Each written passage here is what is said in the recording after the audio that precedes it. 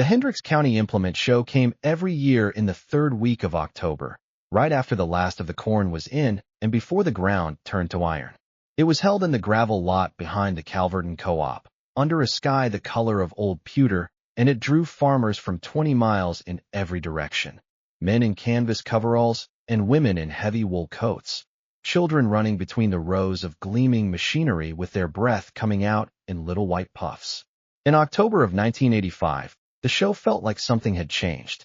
There was a particular energy to it that an older man might have recognized as the energy of people spending money they didn't quite have, the way a card game feels when the stakes have risen past what anyone can comfortably afford to lose. Vance Alderman arrived at 10:30 in his cream-colored Buick Riviera, wearing a Carhartt jacket that still had the store creases in it. He was 45 years old, broad-shouldered, with the kind of confidence that comes from signing papers at a bank and watching numbers multiply on ledgers. He farmed 1,200 acres with a crew of hired hands, carried more debt than most men in the county, and considered this fact a mark of ambition rather than a burden. The centerpiece of his morning was a John Deere 4650 MFWD tractor, new off the lot, painted in that particular shade of green that looked almost obscene against the gray October sky. It had an enclosed cab with a heater, a cassette deck, and enough hydraulic capacity to run implements that would have seemed like science fiction to a farmer from 20 years prior. The dealer, a young man in a pressed shirt named Gary, stood beside it explaining the financing options, and Vance listened with his arms folded and a smile playing at the corners of his mouth. 18% interest ain't nothing when you're looking at productivity gains like this, Vance said to the cluster of neighbors who had gathered around. You boys are still living in 1955. That's your problem. There was some laughter. Some of it was genuinely admiring. It was around 11 o'clock when the wagon came down the far end of the lot, moving at the unhurried pace of something that had no particular quarrel with time. It was a plain farm wagon with wooden sideboards, pulled by two large mules, one a dark brownish black, the other a pale gray with a Roman nose and long, thoughtful ears. The man holding the reins was 68 years old, lean and unhurried, wearing a canvas coat that was clean but soft with years of washing, and a felt hat that had been blocked and reblocked so many times it had achieved a shape entirely its own. His name was Elias Marsh, and he had farmed the same 160 acres his father had broken from prairie sod back in 1921. The sight of him stopped conversation for just a moment. Then Vance laughed, and once Vance laughed, other people found it easier to join in. Well, look at that, Vance said, not quite loud enough to be shouting, but plenty loud enough to be heard. Elias Marsh, 1885, riding into 1985. There was laughter from the men around him. One of the younger hired hands, a kid named Dale, cupped his hands around his mouth. Hey, Elias, you lose your tractor. More laughter. Elias did not look at them. He was watching the street ahead, reading the footing, the way a man does when he has spent half a century behind a team and has learned to see the ground from their perspective. He reached down and adjusted the off reins slightly, just a gentle suggestion, and the dark mule, Buster, shifted his haunches and cleared a patch of ice near the curb without breaking stride. The wagon rolled on. Man's got no debt and no tractor payment, said old Howard Briggs, who was standing near the fence with a cup of coffee. Might be the only one of us you could say that about. Nobody answered him. Elias drove his team around the corner and out of sight, and the crowd went back to admiring the green tractor. And the moment passed the way all such moments pass, quietly, without anyone understanding what it meant. By the first week of December, the radio was starting to talk about the weather in a way that made a certain kind of man pay closer attention.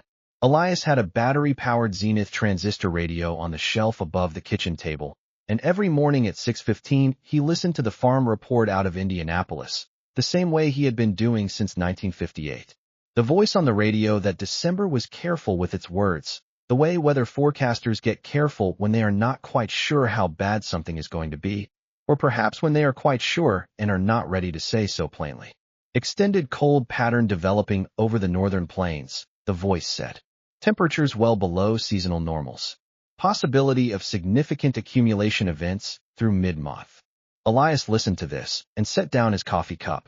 Martha, his wife of 43 years, watched him from across the table.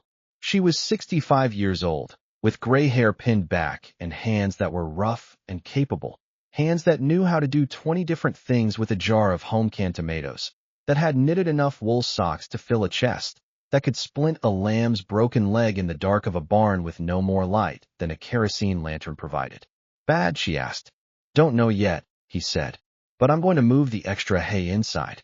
That was how Elias communicated concern. Not with words, but with preparation. Over the CB radio in his barn, a Cobra 25 LTD, its chrome microphone worn shiny where his thumb had rested against it over the years. He could hear the other farmers talking in the evenings. Channel 19 was the trucker channel, but the local farmers used Channel 11, and in December of 1985 it hummed with anxious conversation. They're saying -30 wind chill, said a voice Elias recognized as belonging to Carl Jennings, who farmed the river ground south of Calverton. That's what they said last year, and it never got below 10. Vance Alderman's voice cut in, smooth and dismissive. I got a brand new Cat diesel with a block heater and a 200-amp alternator. Storm comes. I'll be the first one moving. Elias listened without transmitting. He walked out to the barn that evening in the thin, early dark cold of December and spent an hour moving bales of oat straw and Timothy hay from the outbuilding into the main barn, stacking them along the inside wall where their bulk would add insulation. He moved without hurry, but without stopping. Buster and Pearl watched him from their stalls, their dark eyes moving to follow him each time he passed with a bale. Buster was 16 years old, black as a cast-iron skillet, with the deep chest and straight legs that marked good draft mule breeding. Pearl was 14, the color of weathered barn board, with long ears that moved independently of each other like slow radar dishes. They had been working together for 12 years and had achieved the quiet, unremarkable partnership of two creatures who have spent long days in each other's company and stopped needing to prove anything. Elias checked their feet that evening. He ran his hand down each leg, lifted each hoof, examined the shoes. He had shod them himself with the rough cock shoes with small spikes forged into the heels and toes, that his father had called frost shoes. They were an old design. Nobody made them commercially anymore. He had a blacksmith in Moorfield make them to a pattern he'd drawn on paper 30 years ago. He filled the grain box with extra oats, good, heavy oats, the kind that put heat into a working animal's body the way coal puts heat into a furnace. Then he went inside, washed his hands at the kitchen sink, and sat down to supper. Martha had made bean soup with a ham bone from the smokehouse and cornbread baked in a cast-iron skillet. The kitchen was warm from the wood stove, and the smell of wood smoke and soup was the smell that Elias associated with being ready for winter. The same smell that had filled his mother's kitchen in 1942 and his grandmother's before that. They ate without talking much, the way people do when they have been married long enough that silence is comfortable. Outside, the wind was beginning to pick up from the northwest. The storm came on the 12th of December, a Thursday, though within 24 hours of its arrival the days of the week had stopped matching. It arrived from the northwest in the mid-afternoon, the temperature dropping 15 degrees in 2 hours the way a stone drops into a well, fast, steady, with nothing to stop it. By midnight the thermometer on the south wall of Elias's barn read -18 Fahrenheit. By the second morning it had dropped to -29. These were not merely numbers. They were something else, a severity that had physical weight, that pressed against the walls of buildings, that found every gap in every structure and sent thin cold fingers probing inward. The wood of fence posts contracted and cracked with sounds like rifle shots in the night. The water in the stock tanks, even the ones with electric heaters, began to develop thick plates of ice across their surfaces. The power went out at 7:15 on Thursday evening. An ice-laden branch from a cottonwood tree had come down on the main line east of town, and that was all it took. The lights went out, the electric pumps went silent, the electric ranges on which half the women in Calverton cooked their suppers went cold. In Elias's house, nothing changed. The wood stove had been burning since October. The kerosene lamps were trimmed and filled. The hand pump in the kitchen still worked. Martha had put up 60 quarts of canned vegetables, 40 pounds of smoked pork, and 2 bushels of dried beans. They were inconvenienced by the outage in approximately the same way a man with matches is inconvenienced by the failure of a cigarette lighter. It was different at Vance Alderman's operation. Vance had built himself a new equipment shed in 1984, metal-sided, for bays, with heat lamps and a diesel generator for the welding equipment. But the generator ran on diesel fuel, and at minus 29 degrees Fahrenheit, number 2 diesel fuel begins to behave like something other than fuel. The paraffin in it, the waxy component that is perfectly manageable in normal cold, begins to gel, to crystallize, to turn the fluid into a semi-solid that clogs fuel lines and filters like cold grease in a drain. On the second morning, when Vance went out to start the 4650 John Deere he had been bragging about since October, the engine turned over 3 times and then produced nothing, a thick, clotted silence from the fuel system. He tried the block heater, the power was out, and the block heater needed electricity. He tried a propane torch on the fuel filter housing, which is what you do when desperation is outrunning common sense. And he cracked the housing, and that was the end of that. The Cat diesel didn't start either. The battery, which had been sitting in minus 29-degree air for 2 days despite the insulating blanket Vance had wrapped around it, delivered about 30% of its rated capacity, enough to turn the engine over in a slow, labored way, like a man trying to push a car uphill through mud. The engine fired once, coughed, and stopped. Vance tried 3 more times. Then he stopped trying. He stood in the dim light of the equipment shed, an emergency flashlight propped against a toolbox, its beam cutting through the cold air which was now visible as a faint haze, and looked at his machinery. $240,000 in equipment, financed at 17.75% interest, and in this cold it was as useful as a collection of very expensive yard ornaments. On the road between his farm and town, the county snowplow had made 1 pass and then gone into the ditch on the curve near the Brenneman place. The driver had walked out. The plow was still there, wedged at an angle, its yellow emergency light still blinking weakly on the battery, blinking slower and slower, the way a heartbeat does when something is failing. The road was blocked. Calverton was alone. On the 3rd day, the wind dropped. The temperature did not rise. It held at minus 24, 26, an inhuman cold that burned the inside of your nose with every breath and made the hair in your nostrils stiffen to wire. But the wind, which had been stacking the snow in drifts that obliterated fences and covered the lower windows of barns, went quiet. It was not an improvement exactly. It was just a different kind of terrible, still and white and immense, stretching to the flat horizon without variation. In the Calverton Town Hall, Sheriff Dale Miller had set up a command post of sorts around a battery-powered citizens band radio unit that one of his deputies had retrieved from his truck. Miller was 55, a solid, deliberate man who had been Calverton's sheriff for 11 years, who had dealt with ice storms and spring floods and the slow disasters of the farm crisis, and who prided himself on being the last person in any given situation to panic. He was very close to panicking. The grocery store, Henderson's IGA, the only one in town, had gone into this storm with 3 days of supplies on its shelves, because the last delivery truck had come on Tuesday, and the storm had hit Thursday. It was now Sunday. The shelves were down to flour, cornmeal, canned beets, and a few dozen boxes of macaroni. But the old people were the deeper problem. There were 7 households in or near Calverton where elderly people lived alone, and 3 of them had specific medication needs that could not wait indefinitely. Ruth Kowalski, 81, needed her Digitalis tablets. Doc Morrison, who had been managing the town's health for 30 years, was on his last 2 days of insulin. Miller picked up the CB microphone, pressed the transmit button, and spoke in the even tone of a man who has decided that being direct is worth more than being composed. This is Dale Miller, Calverton Township Sheriff, on Channel 11. I need anybody who can move. Anybody with a vehicle that runs, a snowmobile, horses, anything, to come into Calverton with food if you have it. We have medical situations developing. Repeat, we have medical situations. If you can hear this and you can move, please respond. He released the button. The radio crackled with responses. Vance Alderman's voice came on first, and for once it had lost its smoothness. Dale, this is Vance. I'm frozen out over here. Everything I got won't start. I got nothing to offer you. Carl Jennings followed. Same here, Sheriff. The snowmobile's buried and I can't get to it. One after another, the voices of Calverton's most prosperous, most modern, most heavily equipped farmers came over the radio to report the same thing. They had nothing that moved. The radio fell quiet.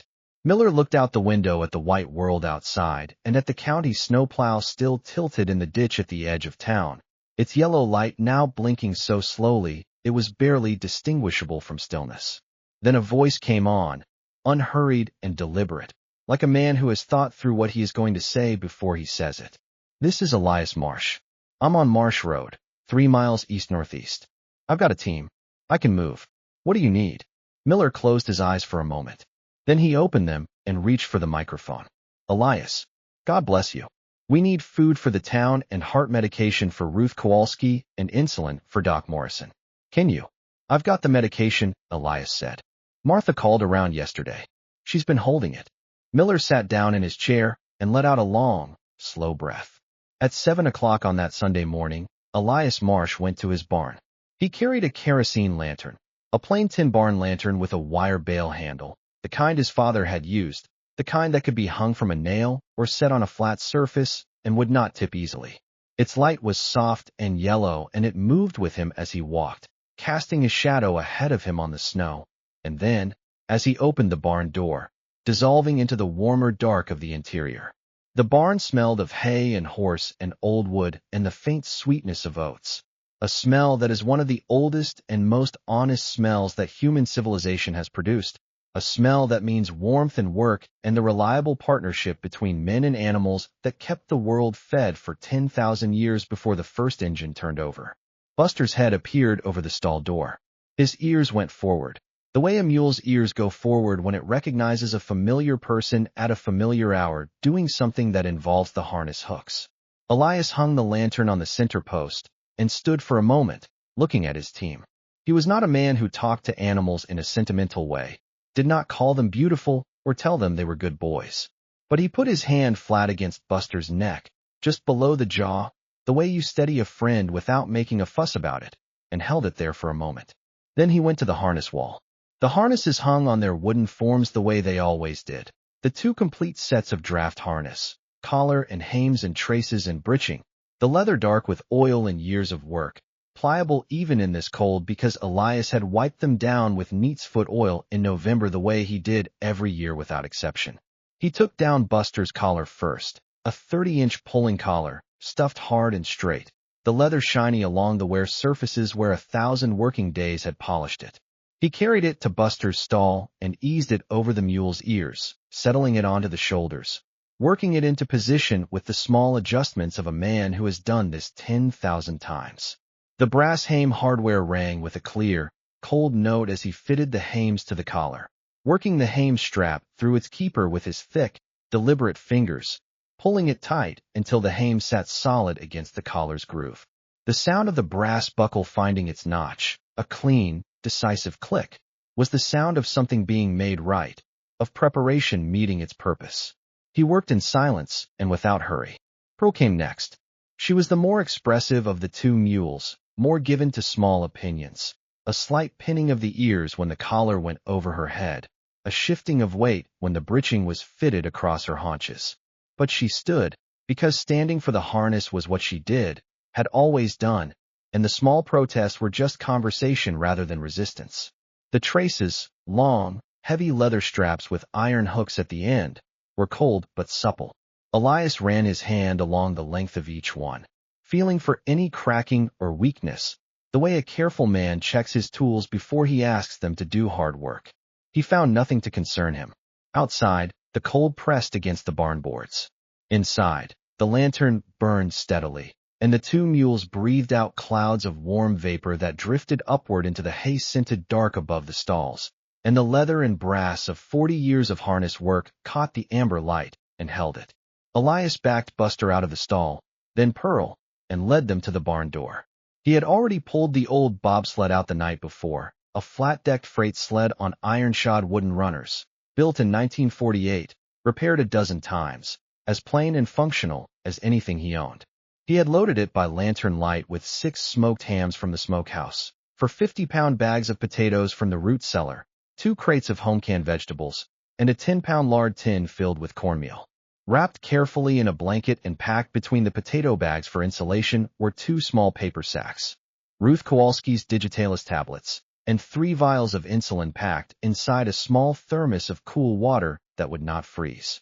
He hitched the team to the sled's tongue with the practiced ease of a man to whom the act was no more complicated than buttoning a coat. He checked the neck yoke, checked the traces, ran his hand along each trace chain one more time. Then he pulled on his heavy Mackinaw coat over his canvas jacket, pulled on the wool balaclava that Martha had knitted from Rambouillet fleece, set his felt hat over it, and wrapped his neck with a wool scarf that had been in the family longer than he could account for.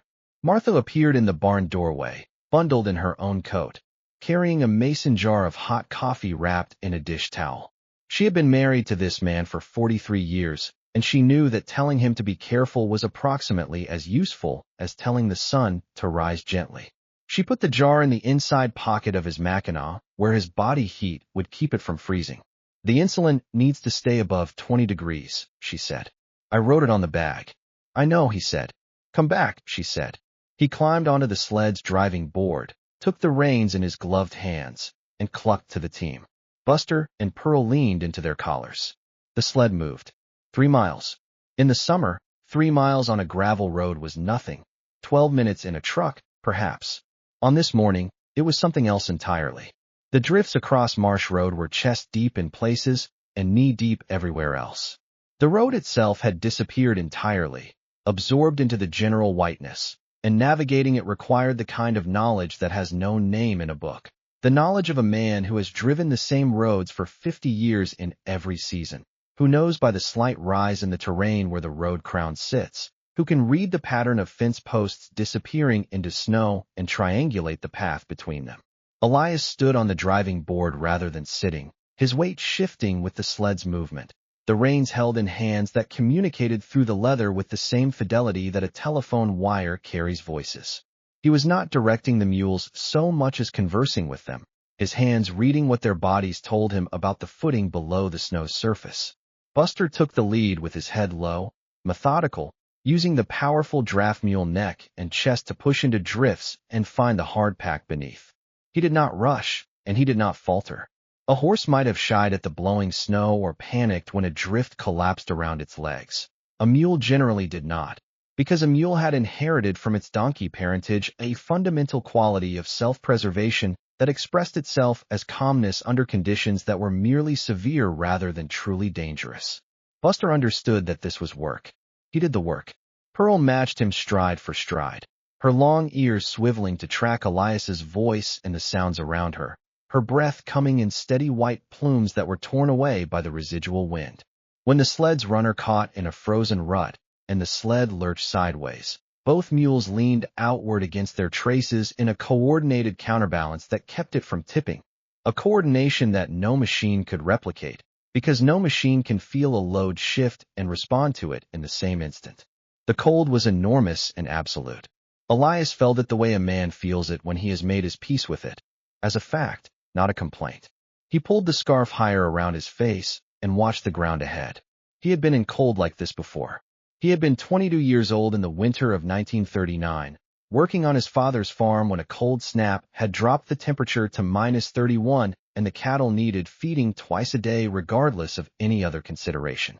He had been in Korea for the winter of 1950 to 51, in the chosen reservoir country, where the cold had been deployed as a weapon by the terrain itself. After Korea, no Indiana winter had ever seemed quite as threatening as it was supposed to. He did not think about these things consciously. They were just part of what he was, layered in like the grain in old wood, informing his steadiness without requiring examination. A mile out from town, Elias passed a shape on the side of the road that took him a moment to identify.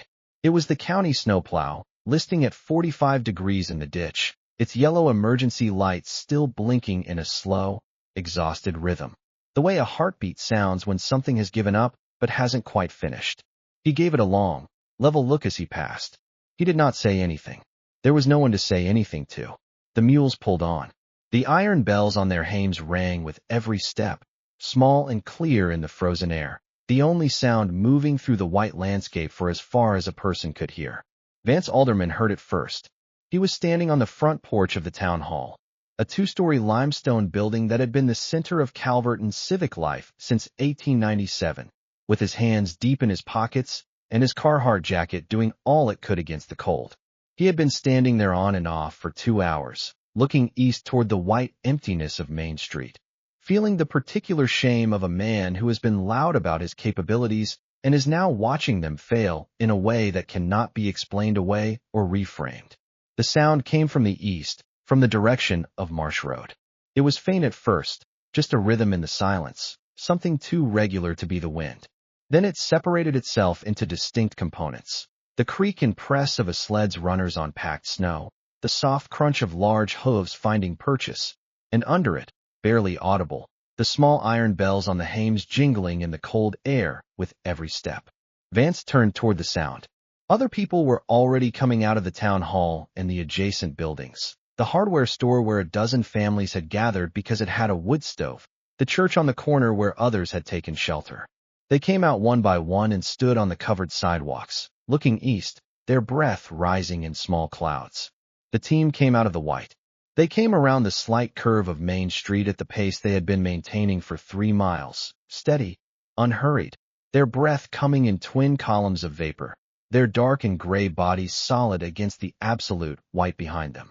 The loaded sled came behind them, and on the driving board sat Elias Marsh, upright as a fence post, his face wrapped in wool, his felt hat set level despite the cold and the distance, and the 3 miles of drifted road behind him. Nobody spoke. The bells on the hames rang with every step, clear and small in the frozen air. Elias brought the team to a halt in front of the town hall. He did not stand up with theatrical emphasis or look around at the crowd. He wrapped the reins around the sled's brake post, climbed down with the care of a man who has 68-year-old knees, and walked to the back of the sled. "Miller," he said, not loudly. The sheriff was already coming down the steps. "Elias. Ruth Kowalski's medication is in the small sack on top, wrapped in the red flannel. Morrison's insulin is in the thermos. Martha says it needs to stay above 20 degrees. He paused. "Above freezing is better." He said this in the same tone a man uses to give driving directions, informative, without drama. Then he began unloading.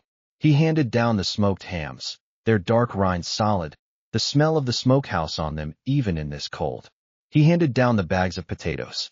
He set the crate of canned vegetables on the snow with the deliberate care of a man who knows the value of what he is handling, because he raised it and packed it, and it represents months of patient work.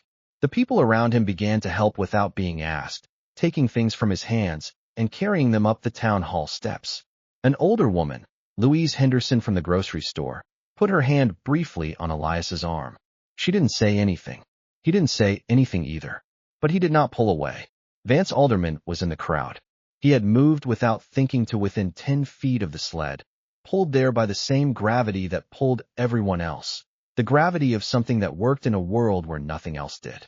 He watched Elias lift a 50-pound bag of potatoes with the economical ease of a man who has been lifting 50-pound bags for 50 years. He watched the 2 mules stand quiet and patient in their traces, their sides steaming gently in the cold, their heads dropping to rest in the way of working animals that have earned a pause. He had called those mules the last dying gasp of the 19th century. He had said, in front of 12 people at the implement show, that Elias Marsh was a man too stubborn or too stupid to understand that the world had moved on. Now those mules were standing in the middle of Main Street, Calverton, Indiana, in the worst winter in 40 years, having done the one thing that $240,000 worth of modern equipment could not do. Vance did not say anything. He didn't need to. When the sled was unloaded, Elias checked each mule in turn, ran his hands down their legs, checked their feet for ice balling in the frogs, checked the harness for any sign of chafing or rubbing. He found a pressure spot on Pearl's left shoulder where the collar had shifted slightly during the journey, and he adjusted it, pressing the pad back into place with his thumb and resetting the hame strap with a quiet, final-sounding click. He accepted a cup of coffee from someone. He never found out who, and drank it standing in the cold beside his team. Miller came back down the steps. "Elias, I don't know what to." "Don't need to," Elias said. He handed the empty cup back. "I'll be back tomorrow with what else Martha has put up. Should be enough to see you through until the road gets cleared." He climbed back onto the driving board. He turned the team in the wide street, a smooth arc, steady and deliberate, the sled following the mules without complaint, and started back the way he came. The bells on the hames rang as he went.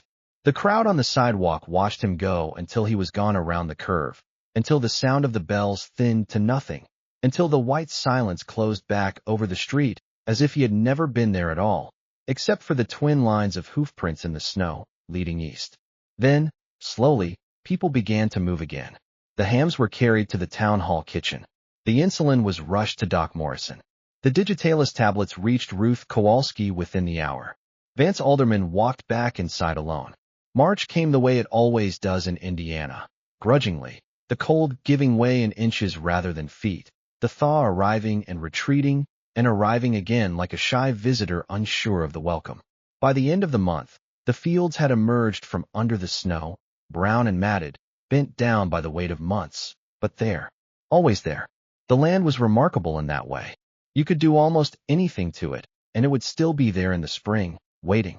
Vance Alderman's John Deere 4650 was not in his equipment shed in March. The cracked fuel filter housing, the frozen hydraulic lines, and the damaged engine from the ill-advised starting attempts had been assessed by the dealer in January. The repair estimate, added to the loan payments that had kept arriving through the worst month in Calverton's recent memory, had tipped the ledger past the point that Vance's banker in Indianapolis was willing to carry. The truck from First Federal Agri-Loans had come out in February, a big flatbed, impersonal and quiet about its business, and the green tractor had gone away on it. The Cat diesel followed the week after. In this, Vance was not alone. The farm crisis had been grinding families off the land since 1982, driven by the same forces that had made those implement show conversations feel like celebrations. High interest rates, falling commodity prices, land values that had been inflated by borrowed optimism and were now returning to something more honest.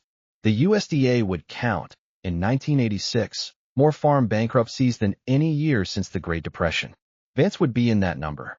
He didn't leave the county. He rented out his acreage to a neighbor and took a job at the co-op's equipment parts department, work that suited his genuine knowledge of machinery, even if his judgment about its limits had proved costly. He was not a bad man. In the end, he had been a man of his time, which is a thing that can happen to any of us if we are not careful about what we let ourselves believe.